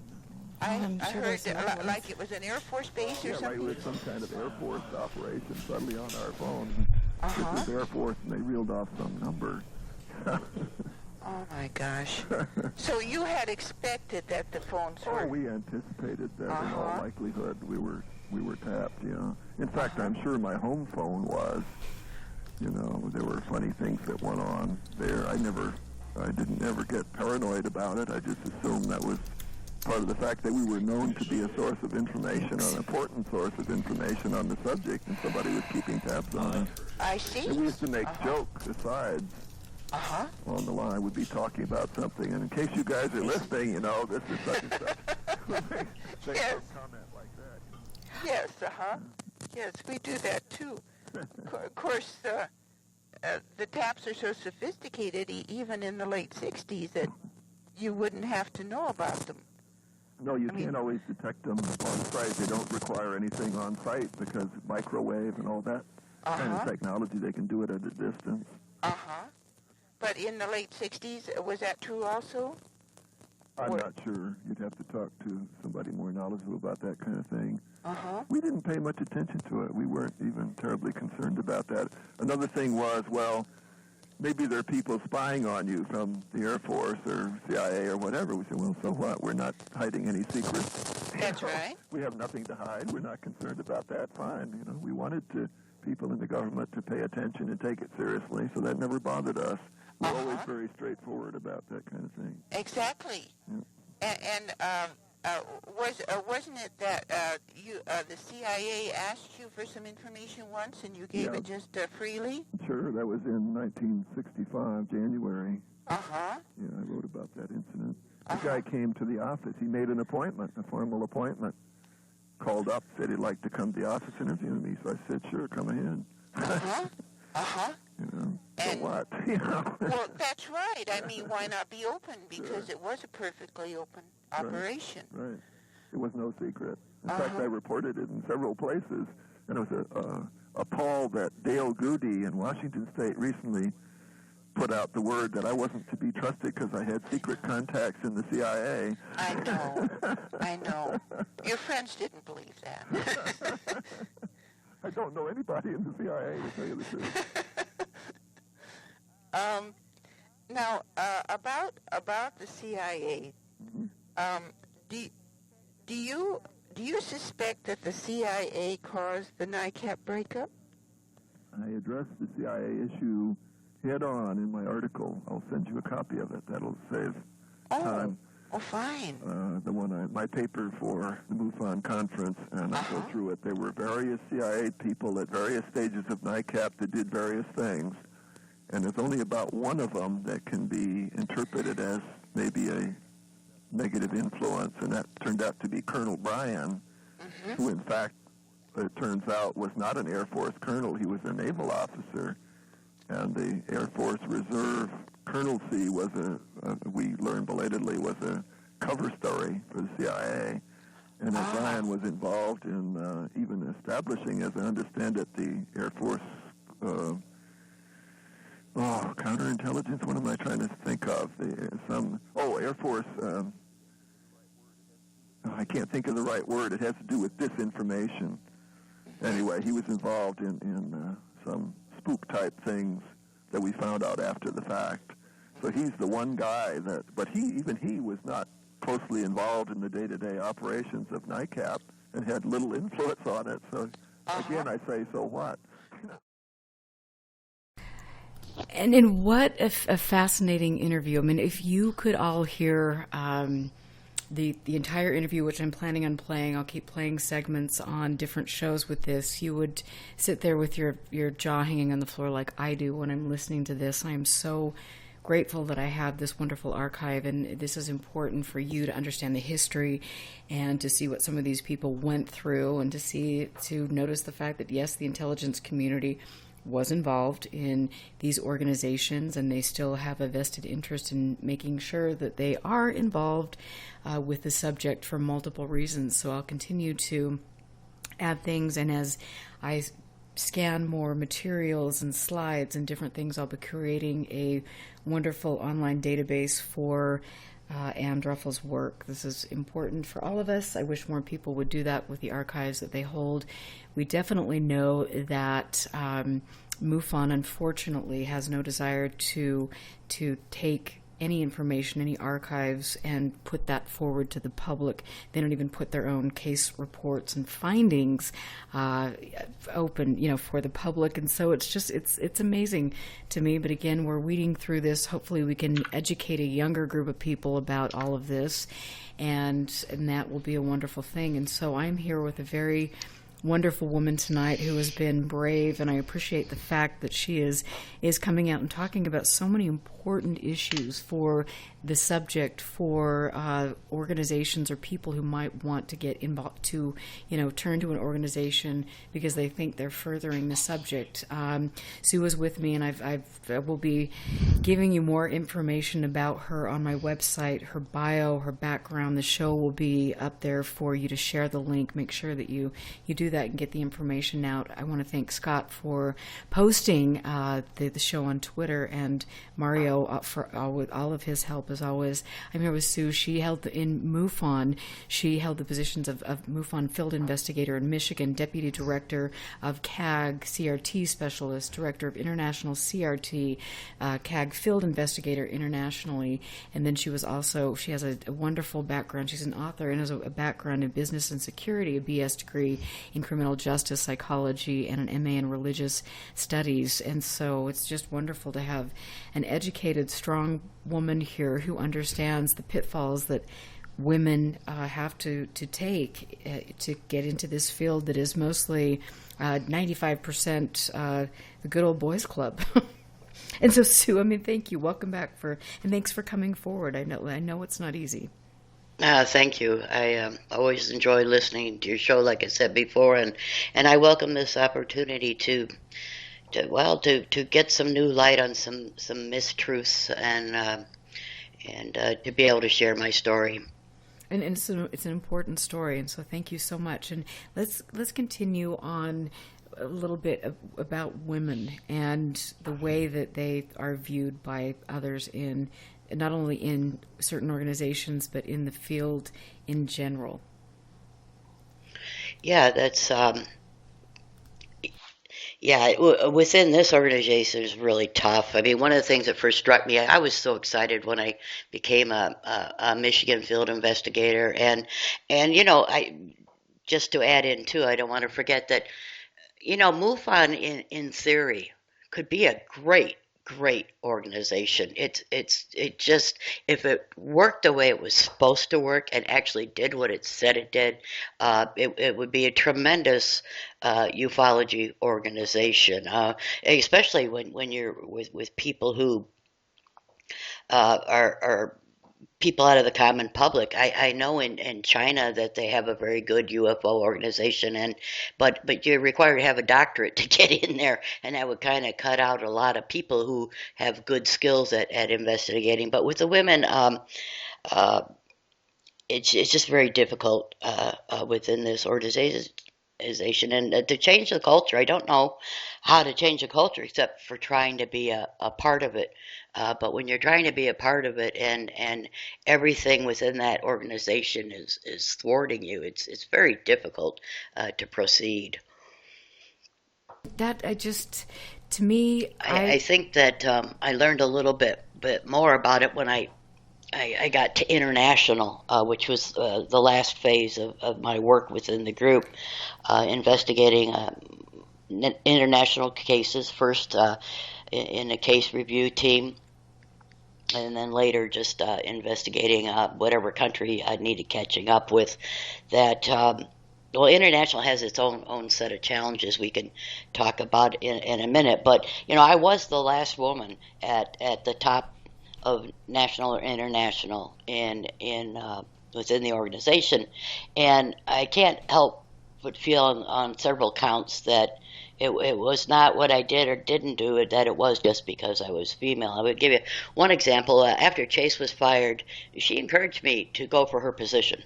And I did what she suggested in contacting certain guys and talking to them and everything. And I went through the application process. They changed the name of the title, but it's still basically Director of Investigation. And I know there was just a very short list, a couple of us on that list. And I was the only female. And one was a field investigator with little experience, and one was a state director with no investigative experience. So without having to defer to any ego issue whatsoever, I was the most qualified.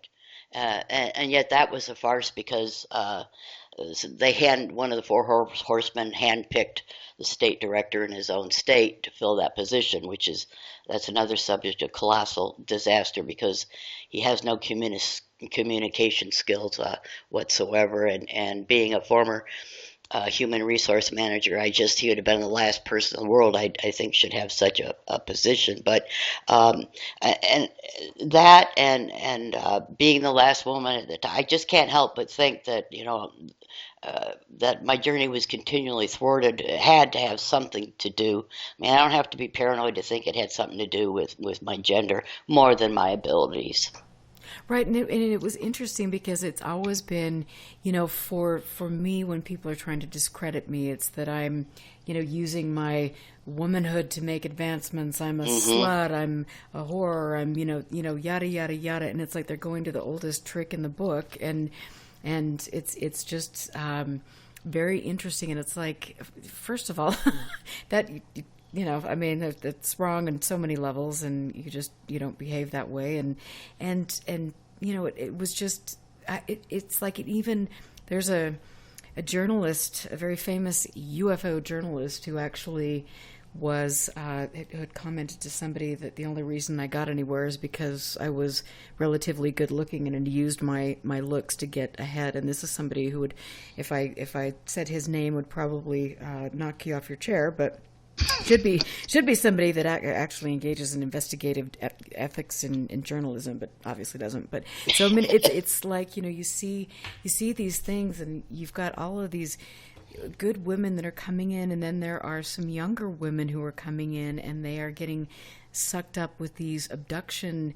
It's like they are being kind of coddled, and they're these star seeds, and they're the bringers of the new age, and they've had these, they get kind of targeted early on, probably like John Carpenter did with some of the abduction research that he did in the young women that were involved, and we've heard different stories about that over the years, and you get gullible, you get naive people who are influenced, and they get into these situations that aren't necessarily a very good situation to be in, and there is no accountability or no one that is stepping up to say, wait a minute, here we've got an executive director who has been arrested for because of a sting operation with underage children, and then you've got a new old executive director who's stepping in, who has a Mile High Club, and he's in print talking about how he closes the curtain, takes kids for their first ride. Let's see, what else? The man and his dog come up on the plane, and different things like that, and you think, okay, wait a minute, whoever's paying to have that name associated with them now, given everything that has come out, get your own organization. I mean, because this is so, it's time and time again. When you think it can't get worse, it does. and then you see the faction of people that are coming out, and they are, oh, well, this is a conspiracy theory. He was 2 days away before releasing the mother lode of UFO information, and you just think, oh God, seriously, get off freaking YouTube and maybe get some therapy, maybe some prescription medication might help. I don't know, we're not sure, but yeah, it's just like, whoa. I mean, I don't understand. I don't understand that thinking. And luckily for you, you had the foresight. I mean, you could see through some of these things that were taking place that are huge, that most people should be really alarmed about, but for some reason they aren't. I mean, what do you make of that? Why aren't people concerned about this? Well, I mean, it's my own personal opinion. There's a general apathy in all of American culture. You don't have to just say in ufology. And I think in a lot of ways ufology is a microcosm about what other things are going on in America. And it's a very troubled time because caring for others just isn't part of the equation anymore. The focus is on money and personal freedom, and it doesn't matter what the consequence is to anyone else. And it's back to my strong feelings about how witnesses are treated, especially in abduction cases. Because I tell you what, my abduction cases were pretty cut and dry. The person either had serious mental health issues or they had a very, very good something going on there. But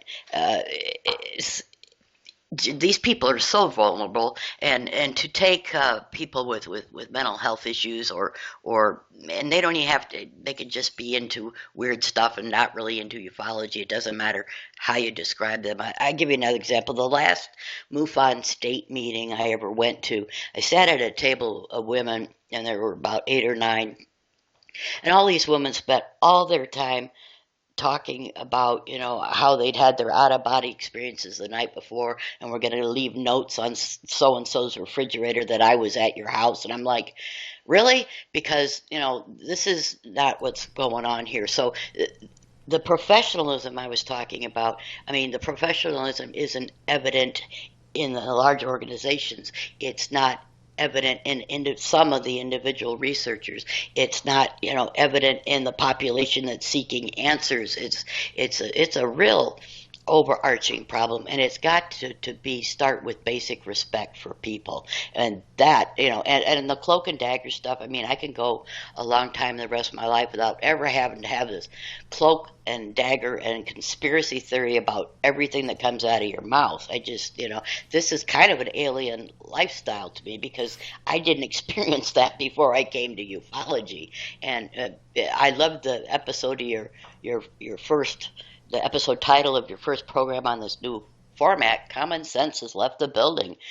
We need to get back down to that. Get professional. Yes, I do believe that in an extraterrestrial life somewhere, and I do believe, I was a big fan of archaeoastronomy, which is not to say ancient aliens, don't put that in the same thing, okay, that there is substantial scientific and archaeological evidence that humans have crossed paths with non-humans, okay, but it's a needle in a haystack. But if we're going to really attack this thing, we need to be professional, we need to be scientific, we have to have respect for all parties involved, particularly the witnesses and particularly those who work to make the organization into something, and that's just that's been lacking. Yes, absolutely, amen. I absolutely agree with that, and it's shocking. It's not shocking, I guess I'm used to it now, for me to go back and look at my archive and look at some of the things that are going on, that have been going on since the 50s. And it's like there is it is so corrupt, and I don't think there has ever been a time where this subject hasn't been used as a place for religious zealots or for people who have extremist ideas, political ideas, and people who are looking to kind of find vulnerable people to abuse and different things. And it is like it's when you start looking at a researcher or going to a chapter meeting or different things, and they're talking about Narubu, they're talking about the giants, they're talking about flat Earth, they're talking about all of these things. It's like, okay, wait a minute. I mean, what does this have to do with investigating a case that is coming in, interviewing witnesses, and doing something without a belief system attached to it? And I understand it's a hard process, especially when you've had personal experiences to go through separating your beliefs and things from actually doing objective work. But it's shocking to me that people can think that having picnics once a month and talking about QAnon and talking about people that are everything other than what we should be focusing on. I mean, it's like, whoa, it's insane. It really is. Yeah, and there are other examples I encountered of even the lack of professionalism can equal lack of care and policing within the organization. And I know that not only in my own state, where many of the speakers, many of the speakers weren't even talking about ufology each month, and I kept wondering why I was going to the meetings. It's hard to get speakers, don't get me wrong, but I found some other states out west. I was looking at their websites.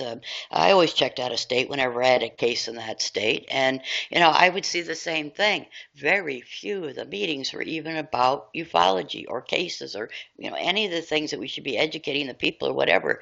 It's almost as if, and another glaring example of how there's no ufology within the organization. I just can't comprehend it. But if I may for a minute, I'd like to. You asked me. You started after the break about women, and I know I keep harping on the importance of the way the witness is treated. I'd like to dive into my international experiences. Yes, please. A little bit. Thank you very much. That's awesome. This is a good one. Yeah, if that's okay with you. I did have some really good cases. I loved international because I felt I got some better cases because I was able to get those when I was a CRT director by picking and choosing through the system. And I had one case with, I shared this with you before. It was a guy, Eastern European, who didn't speak English, and I didn't speak his language, and he had an abduction 15 years ago. He never told anybody about it. He even had documentation. He had an implant in his brain, and I had to use Google Translate to communicate with him through many emails to investigate his case, and he was a great guy. But then you have some other cases out there that, again, one thing you have to ask yourself as a ufologist, as an investigator, always lead with this question: what's the other person's agenda? Because nothing is clear. It's muddy water in ufology, and I happen to. And the reason I want to mention this, my experience in Argentina, is also to set another mistruth about that clear, but I'll get to that in a minute. I happen to notice 30-some 2-year-old cases in South America. They were all in Argentina. They were all in a very small area called Patagonia. And I was getting some very, very strange reports from lots of witnesses. And one of the strangest things was reports of entities that were gray and had no hands and feet. And then there were quite a bit of UAV sightings. And then there was this particular group that of white helicopters and vehicles that always showed up and intertwined through all 30 of these cases. And I just got my curiosity, got the best of me. I wanted to know what was going on, and I started correspondence, again, having to translate in Spanish with all these people. And I had told Chase about it. I said, there's something going on here. I've never seen this many cases tied together in an area before like this. And she told me to go ahead and check it out, and I did, and write reports on all 30 cases. And I wrote an investigative article that I intended to stay in Mufon's database. It was written as an investigative report on these cases for that secure database. And that's the frame in which I wrote it. I simply took some quotes from some of the witnesses using first name only in their cases, described some of the things happening, mentioned this organization who I identified through the help of one witness, sent me a photo of the logo of this organization. And, I just put all things out there more in a kind of a questioning manner. I was not making any firm statements. I didn't have any evidence. I simply had witness reports, and I was trying to tie it together. And I wrote this article, and Chase loved it. And she said, well, I'm going to put it on a website. I said, well, whatever. And I didn't think, this is my bad, I'll own this. I didn't think until a little bit after that maybe they shouldn't have gone on the website, because there were some statements from witnesses. And maybe in a country like America, it wouldn't have made any difference, because someone's first name and case number, who's going to put anything together? But I was remiss in knowing that, this was a very small region, a very barren region in Argentina. And not only is there a possibility of everyone knowing each other, but I found out these people were actually connected all with the same internet system, and on and on. And, this put them at risk. And that was my bad. But that article went up on the website, and it didn't take any time at all before I heard from that organization in Argentina, and a very large one, has some money, I believe, and they were very upset with Mufon for posting that my investigative report. Now, this report did get cleared by 3 people above me, but I'm not. I did own my part. I'm not going to claim innocence, because I was newer at it, though I could. But there were 3 experienced people above me who okayed it, rubber stamped it. But right, and I wanted, and sorry to interrupt you, but I think that's really important. I mean, that is the people above you. That is their responsibility for making sure that if something, especially the communications director or somebody who's overseeing you, I mean, they should know better than to be putting stuff that could eventually get out there and upset people. And you unfortunately, as you'll continue to tell us, you had some very serious things that happened as a result of the leadership at the very top not doing their job to protect you and to protect the people in this country. Yes, I learned this one the hard way. I will never hesitate to say no in the future, to superiors above me if I think something's not right. I learned that the hard way, but such is life. But I began to get a series which actually continued for 9 months at least, of what I called hate emails in Spanish. Got several every day, dutifully translated them, and at first I tried to respond to some, and then I thought that was futile, and I didn't. But I can see why they were upset, and so I really didn't know what to do. So I contacted one of the 4 horsemen, and I said, just ignore it. That's just a threat to sue. And I'm thinking, that's ironic. But and so, I mean, can you name this person? Would you be comfortable with that? Because that would be. I feel that's very important. Well, sure. It was Jan Harzan, but he was advised by Mufon's lawyer that I should ignore it, not respond. I was asked to send every piece of paper, every email I'd received on this case to Jan, which I did. Nothing was ever done with it. But, it didn't go away by not responding. Mufon did take that article down within a couple days, even less than that. Within a couple days? It was very quick. It was actually quite quick. Oh, that's comforting. Yes, but what happened was several bloggers picked up my story and put my investigative report in full on their blogs, and they're still out there now, people. They're still out there now. And, this organization was trying to get me to get those off there. I don't know how it works down there, but in this country, I have no power to take down someone else's internet site. So, I was kind of at a loss for that. There wasn't anything I could do. I did receive threats eventually. I was threatened to be sued. Mufon was threatened to be sued, which, along with being a woman, was probably my demise in Mufon.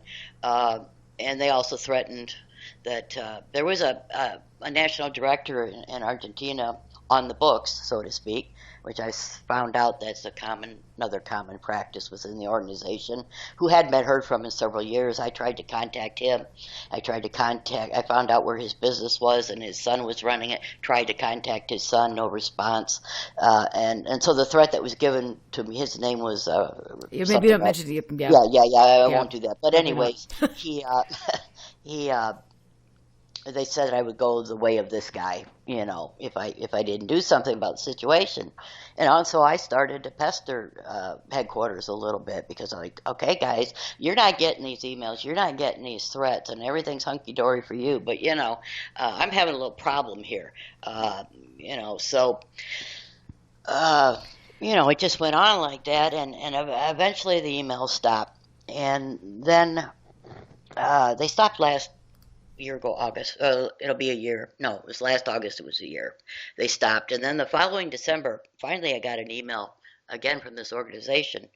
And it's funny because it had like a 3-inch header on it showing all of the email addresses it went to before it got me. The letter and email were dated in August. It didn't get to me till December. And I don't even know how that's possible on the internet, but it went through a lot of forwarding addresses before it got to me. And the organization apologized to me, and they invited me to fly down on their private jet and go to a conference. Well, I'm from Detroit, so I declined that. But what I want to say about the organization, I don't want to get it wrong here, is that I don't think if Mufon had properly acted, if they had been professional, if they had talked to these people, if they didn't put their head in the sand like an ostrich like they do with every single thing that has ever happened with them, if that would have been done, it didn't have to get to the point that it did. I don't blame this organization in a way, because they were kind of defending themselves, and they were right. Something should have been addressed. Now, I have certainly taken much time to think about what was going on. There was obviously some subplot to all this that I got caught up in and wasn't aware of. I don't know if it was between this group and MUFON or what, but I have no hard feelings against this organization. I think that whatever they're doing is their business down there. I never intended to do anything harmful to any of the witnesses. I did my utmost to do otherwise, with the exception of this article that got posted. And I'm not critical of them, because given the behavior of MUFON, how would anyone react? I feel bad for them. I feel bad. And I think, the thing to stress here is, you had people that were over you. The communications director, Roger Marsh, from my understanding, was the person that actually, and then with Chase's approval, they were the two people, and Jan was who knows where. They were the people that put this case out there for the public without going through and redacting things or looking at things in a perspective, where maybe this shouldn't have been handled this way. And so I don't think, as somebody that was investigating these cases, that shouldn't have been, when you're getting ready to publish something on behalf of an organization, the people that are doing that and make that final call are the ones, in my opinion, that should be responsible for that, at the end of the day. Yes, well, indeed, you mentioned redaction, and that third person that was involved in reading that report, indeed, was a MUFON board member. So, And do you? And who was that third person? Oh, I don't think I'll go there. Okay. But it was a board member, and that was that board member's regular job to preview things, proofread them before they went on there. So there were several rubber stamps needed to get that on there. So and so did the people that the person on the board or the communications director, did any of these people ever reach out to you to apologize for all of the things that were happening to you? No, the only apology I got was from Argentina. I respect that, even if it maybe had a hook in it. I respect it, because I never heard anything from MUFON except, and this whole thing, and this is where I'm going to stick up. I'm sorry, I'm making a couple people I know sick to their stomachs, but I'm going to stick up for Chase one more time. this whole incident and stuff around it, and my being the director of CRT Team and International, was played a part in her demise within the organization, and she was caught up in things too. She maybe shouldn't have been so excited about it, and I shouldn't have said yes, but there were bigger forces. So international, let's go there, okay? International is different than national Mufon. First of all, any director of international is probably sent there to get out of the picture because it's kind of like being sent to a remote island. You're not up on everything that's going with national within the organization and a lot of HQ stuff sometimes. But what happens over there is even worse than what happens with national cases. There were 5 countries that I couldn't even look at their cases. I was the only person investigating cases in international, but I was not allowed to look at we called the Big 5. And and what it comes down to is at least these Big 5. There may be more. I wasn't privy. I don't have any proof. But money is paid to the organization just to use the name. The cases it wasn't even owned by them. Yeah. Yes. Allegedly. Right. To use the database, but no one outside of that country is allowed to look at those cases, investigate them, et cetera, et cetera. And can you name the Big 5? Sure. Germany, UK, Australia. Let's see, who else am I missing? France and Canada. Is that 5? I get them all there. So. Yeah, not only if with permission. There was one time we helped Canada catch up on his cases, and no offense, Canadians, but I've never seen so many birds in my life. But it was just the cases international sit there. They're not investigated. I wish I could afford international calling, but I had to do it by email. The organization doesn't give a dime, to help you with any of that. Especially with, as I mentioned, the Eastern European abduction case.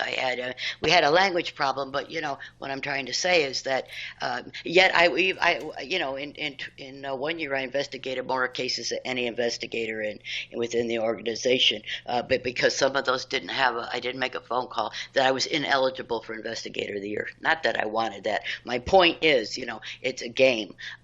Those cases in international, snap judgments, some can't be touched, and if you want to investigate them, you really can't because they're international. It's just a front for another income, and that's so sad because some of my best cases came from around the world. I did cases in 71 different countries. Wow. And I enjoyed every one of them. You can get your crap cases there too. I'm not making any statements against American witnesses, not at all.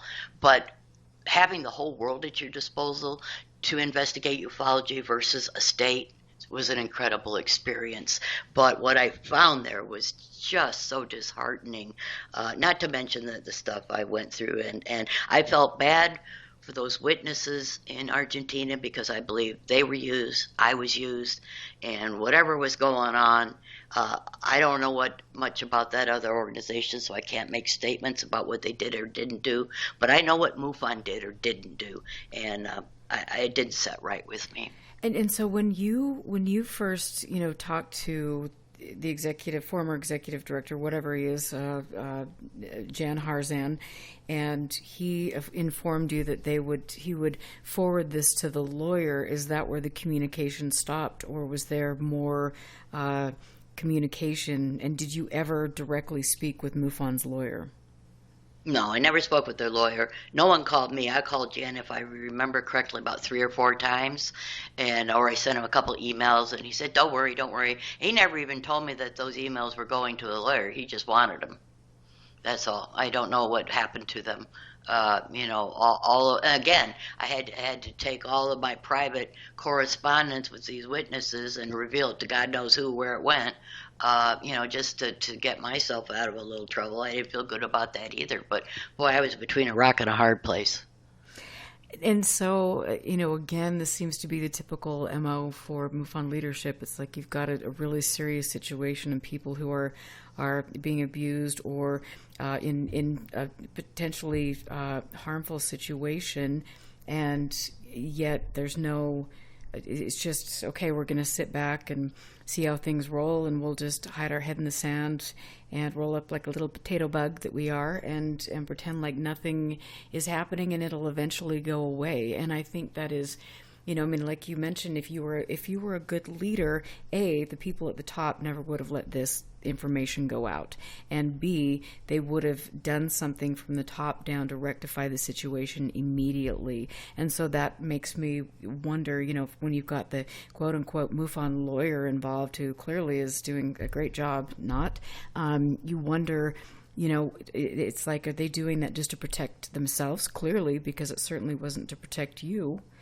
It certainly hasn't been to protect other people who have come forward with complaints. And so the whole thing just is so wrong on so many levels. And there could be so much potential. There could have been so much potential for a really stellar organization where people are feeling empowered, where people are using science, where people are communicating with people in other countries. And it could have been a really great learning process, and it could have been what they originally, or what they were claiming it was about, which is benefiting mankind, which is providing information for people and researchers and different things. But it has been, that's just been a cover since its inception, really. And I have to say that in looking through some things that I've looked through, it's been sad to see since MUFON's inception with Walt Andrus that so many people could work under Walt and then have,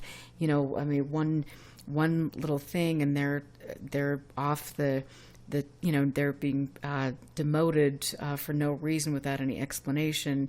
You can contribute to a newsletter and the organization funnel case reports or give case reports and do all these things, and yet at the end of the day, you look the wrong way and, you owe $1.55 for the MUFON Journal, or you're doing this or that, and it's like, this is the way it's been. And even in Jacques Vallée's book, the fourth.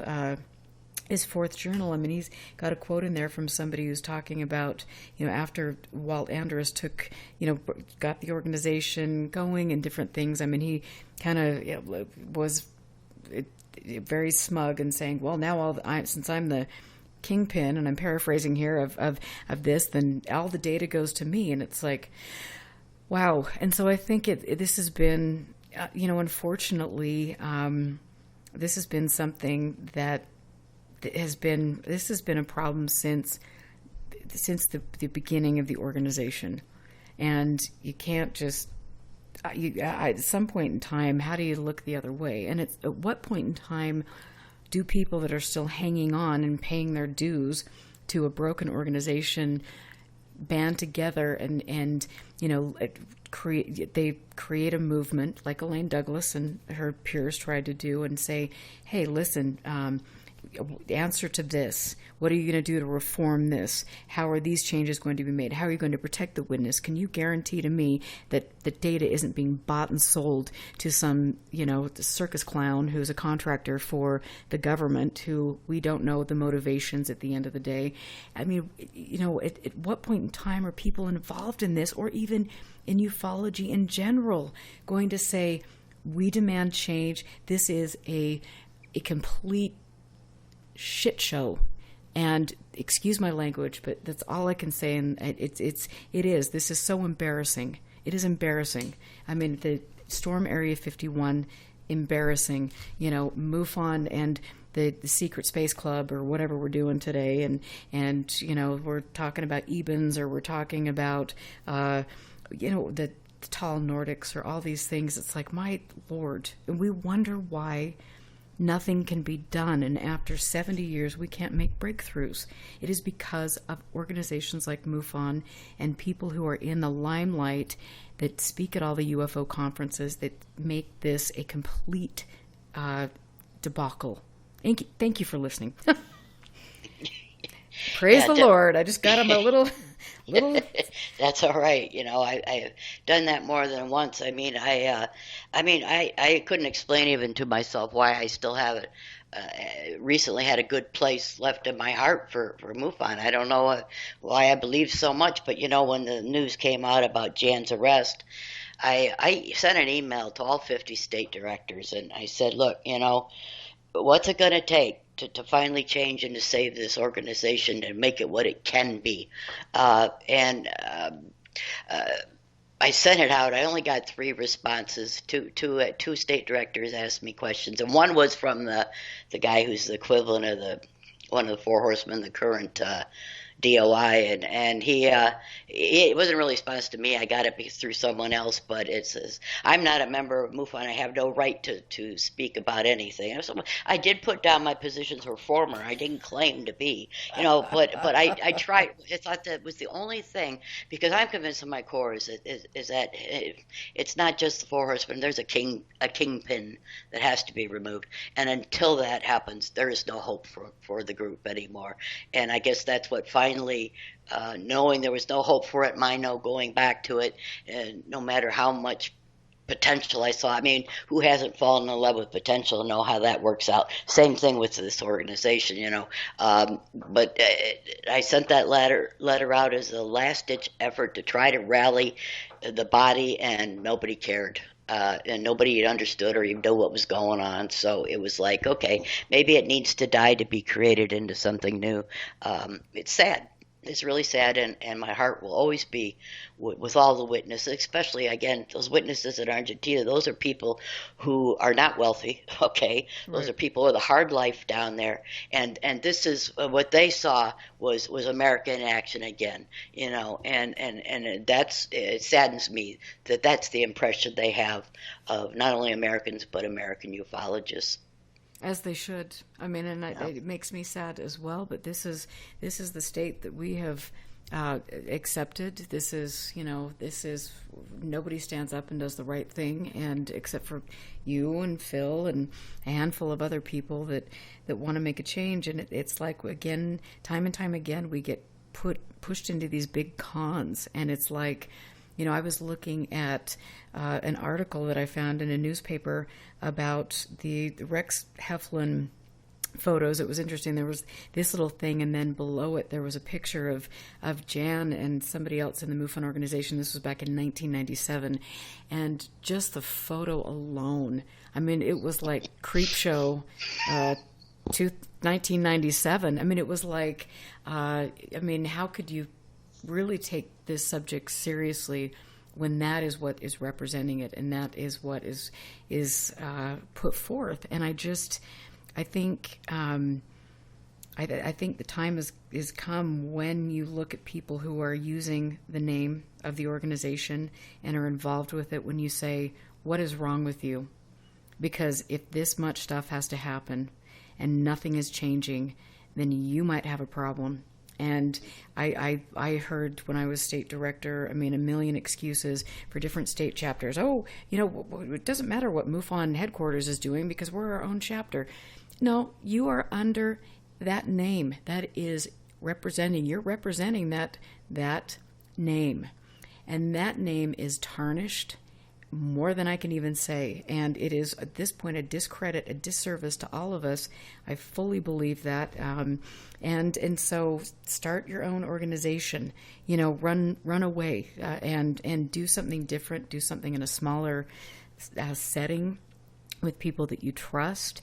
Don't have a database that we have laid out time and time and time and time again is compromised, is sold to the highest bidder with all of these details. It's like, it's come on, we have to wake up. And I am really grateful for people like you who see that and who are putting forward your stories, because people need to hear this. Both of us feel passionate about the subject because we know there's something important. And at the end of the day, whatever that turns out to be, whether it is extraterrestrial, whether it's man-made, whether it's, ultra-terrestrial, whatever we've got going on, there's something worthy of study. And it can't be taken seriously when this kind of nonsense is going on, and you get that, and I really respect you for that. Well, thank you. And I've certainly I've heard you share similar things, and respect your take on it, and your ability to have some critical thinking, which is something really lacking. I think right under professionalism, ufology needs to, get back to some critical thinking here, and really sort stuff out. When I first, sometime, Erica, Phil will have to tell you the story about when Chase offered my name for me to work with Phil on the CRT team. He tells a very funny story about because myself and the two other people that were originally on his team had trouble in our state. So he called us, the troubled kids, and he said, "This is what you give me to start a group with," But Phil and I have become good friends, and one of the things I respect about him is also his raw honesty, his ability to cut right through the chase, so to speak, and to see clearly.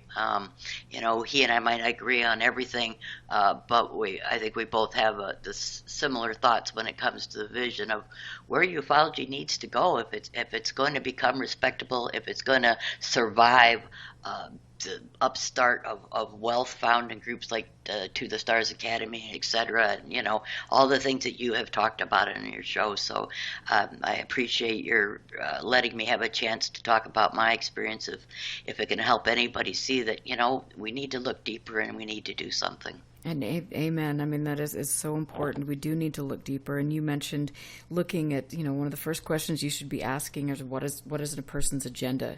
What are the motivations? And that has been a lesson I've learned time and time again. And I'm starting to see very, very clearly what the agenda of different individuals who've been inserted in this subject for decades, different contractors, different people in the intelligence community who've come in and out and muddied the waters, and different quote-unquote researchers or people that are on the circuit that are promoting absolute, just delusional nonsense. And it's like so looking at the agendas and stepping back and knowing that, like you say, you're protective of the witness, because that's the most important thing.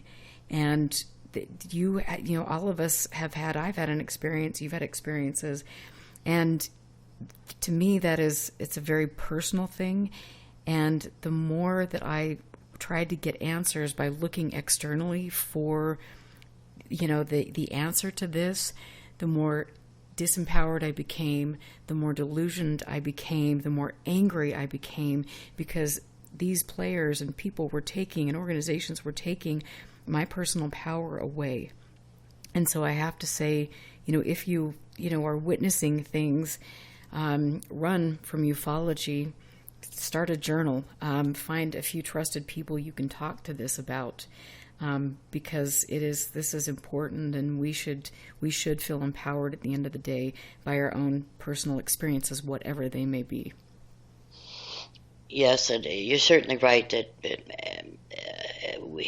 everyone has an agenda. You need to take care of yourself.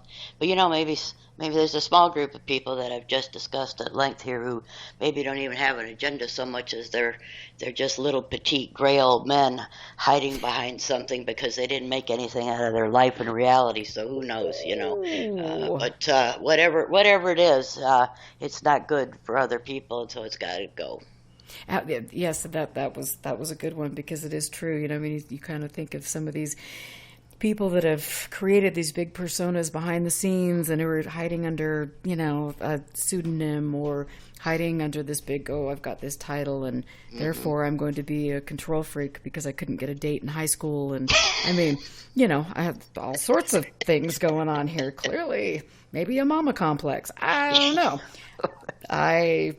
But anyway, there's lots going on, and we shouldn't feel, as women especially, intimidated by some of these goings-ons, and as other people who are supposedly caring for the integrity of the subject. When you see a problem, you should be sticking up for and supporting somebody that is telling you that they are in a situation and they need help. And you didn't see that, I didn't see that, and so we can just keep shining a light on it, and hopefully at some point in time there will be strides made to make I don't even know if make the field better, because I think it's always been kind of squirrely, but maybe now we can actually bring some respect to the subject and integrity, and promote ethics and things like we should in a normal world. Yeah, just trying to be a little professional would be a great start. I absolutely agree. And you have to come back on the show, because there's more that I want to talk to you about. Okay. And I want to talk to you, offline too, and just share some stories. And you're very strong and a wonderful role model for women out there. And thank you for coming forward. And hopefully, you and I were talking behind the scenes. I mean, hopefully you and I will kind of reignite our passion for looking at specific things that you had done great research on, and that really sparked my interest in the field. And maybe you and I can get back to looking at some of that and when things kind of settle. But I appreciate you very, very much. Thank you. Absolutely. And I want to just tell everybody out there, thank you again for supporting my show. Even though I am obviously not a technological genius when it comes to editing my show or turning off the mute button or, doing A, B, C, and D, but I have a good time and it's on my terms now, and that's a wonderful thing. I appreciate all of the people who donate to the show to help keep me on the air, and people who are spreading the word about my work. I am here for those of you who actually know me and see how passionate I am. I spend 40 plus hours a week on this. I am in this for life. I believe in the greater good of the subject. I believe in the greater good of humanity. I'm going out on a limb here tonight, even though, that could be something to be said. But there is something of merit here, and we all have value, and we need to do this together. And it is critical, as I've said a million times, we need to stick together. We need to shine a light in the dark recesses where really dirty, nasty, despicable behavior is hidden decade after decade. We have to move forward, and we have to make sure that we are not letting history get swept up and thrown away so history can be rewritten for the sake of a few in the intelligence community, or for the sake of people who are making money off of things, or for the sake of contractors who want to steer the narrative. Now is our time. We have to act, and we must do it together. So thank you for supporting the show. I will be here next week. Much love to all of you. And I want to say at the beginning of the show, I played a beautiful song by Massimo Teodorani, who is an artist and one of the most brilliant scientists in regard to studying the phenomena. And so you can check him out at Tote Mag. But Sue, again, thank you so much. I will let people know where they can find you if you want to be found. And yeah, absolutely. No, seriously. Good point. Okay, I'll be filtering out, and we'll take that as it comes. But anyway, I will keep people posted. I look forward to having you back. And all of you have a wonderful and safe weekend. I am Erica Lukes, and we will catch you next week.